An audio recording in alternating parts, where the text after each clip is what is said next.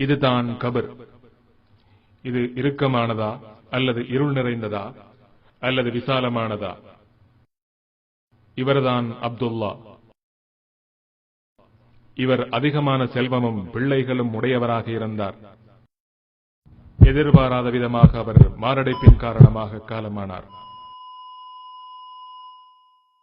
அவருடன் அந்த செல்வமோ குழந்தைகளோ கபருக்கு துணை வரவில்லை. அவர் தன் பிள்ளைகளை டாக்டர்களாகவும் இன்ஜினியர்களாகவும் பைலட்டுகளாகவும் ஆக்கினார்கள்.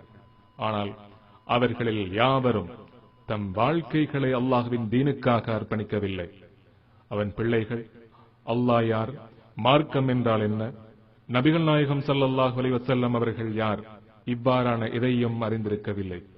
அப்துல்லா தன் பிள்ளைகளை மறுமை வாழ்க்கைக்காக தயார்படுத்தாமல் உலக வாழ்க்கைக்காக மட்டுமே தயார் செய்தார்.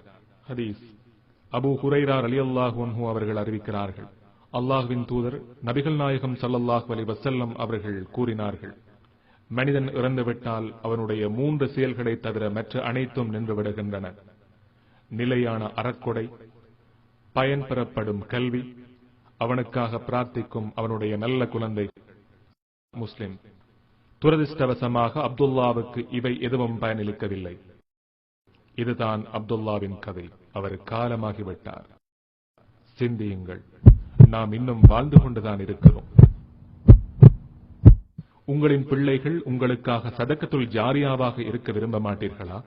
உங்களின் பிள்ளைகளை மார்க்க கல்வியை பரப்புபவர்களாக ஆக்க விரும்ப மாட்டீர்களா? உங்களின் மரணத்திற்கு பின் பிள்ளைகள் உங்களுக்காக துஆ செய்பவர்களாக ஆக விரும்ப மாட்டீர்களா?